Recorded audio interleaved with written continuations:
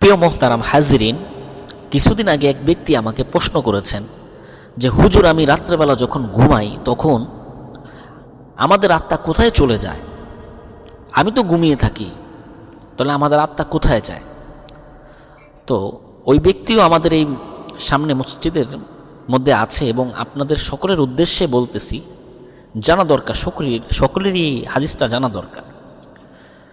হাদিসটি হলো রাসূলুল্লাহ সাল্লাল্লাহু আলাইহি ওয়াসাল্লাম বলেছেন, যখন মানুষ ঘুমায় তখন তার আত্মা আকাশে চলে যায় এবং সেজদা করতে থাকে আল্লাহর সামনে।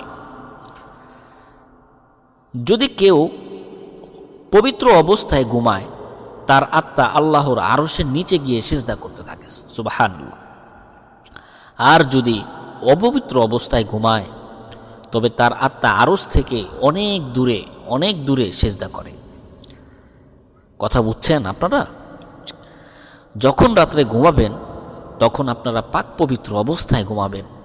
কেননা যদি পাক পবিত্র অবস্থায় ঘুমাই, তাহলে আরশের নিচে গিয়ে আমাদের আত্মা আল্লাহ রব্বুল আলামিনের কাছে সেজদা করতে থাকে। আর যদি অপবিত্র অবস্থায় ঘুমাই, আরশ থেকে অনেক দূরে গিয়ে সেজদা করে। আমরা চাইব যে আমরা চেষ্টা করব যে পবিত্র অবস্থায় ঘুমাতে, আর পবিত্র অবস্থায় ঘুমালে আরশের নিচে আমরা সেজদা করতে পারবো। তাই ঘুমানোর আগে সর্বদা পবিত্র থাকা উচিত, যেন আল্লাহ আমাদের আত্মা মহান আল্লাহর নিকট সেজদা করতে পারে। এছাড়া ফেরেশতারা সারা রাত আমাদের জন্য আল্লাহর কাছে মাগফিরত কামনা করতে থাকে। মানে যদি আমরা পাক পবিত্র অবস্থায় ঘুমাই, দ্বিতীয় যে পুরস্কারটা আমরা পাবো সেটা হলো ফেরেশতা, যত ফেরেশতা আছে সব ফেরেশতারা আল্লাহ রব্বুল আলামিনের কাছে যে ব্যক্তি ঘুমালো পবিত্র অবস্থায়, ওই ব্যক্তির জন্য মাগফিরত কামনা করতে থাকে এবং ক্ষমা প্রার্থনা করতে থাকে, যেন আল্লাহ রব্বুল আলামিন তাকে মাফ করে দেয়। এরকমভাবে ক্ষমা প্রার্থনা করতে থাকে। আরেক হাদিসে আছে, মান নাফসা মুমিনিন কুরবাতাম মিন কুরবাতি দুনিয়া নাফসাহুল্লাহু মিন নাফস।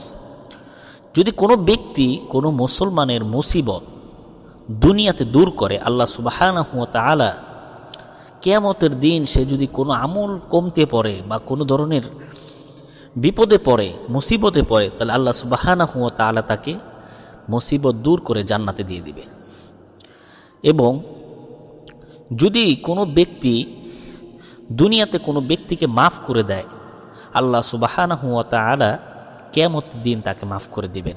এজন্য আমরা সকলেই রাত্রে যখন ঘুমাবো তখন মানুষকে মাফ করে দিয়ে ঘুমাবো, আর পাক পবিত্র অবস্থায় ঘুমাবো। কেননা পাক পবিত্র অবস্থায় ঘুমালে আরও সে নিচে গিয়ে আমাদের সেজদা করবে, আল্লাহর কাছাকাছি যেতে পারবো। আবার পাক পবিত্র অবস্থায় ঘুমালে যত ফেরেশতা আছে সব ফেরেশতা আমার জন্য মাগফিরত কামনা করতে থাকবে। পাক পবিত্র অবস্থায় ঘুমালে যত ফেরেশতা আছে সব ফেরেশতা আমার জন্য আল্লাহ রব্বুল আলামিনের কাছে ক্ষমা প্রার্থনা করতে থাকবে এবং ঘুমানোর আগে আমি মাফ চাবো এবং যত মুসলমান আছে সবাইকে মাফ করে দিয়ে ঘুমাবো। তাহলে আল্লাহ সুবহানাহু ওয়া তাআলা কিয়ামতের দিন আমাকে মাফ করে দিবে। আল্লাহ রব্বুল আলামিন আমাদেরকে এই হাদিসের উপরে আমল করার তৌফিক দান করুক।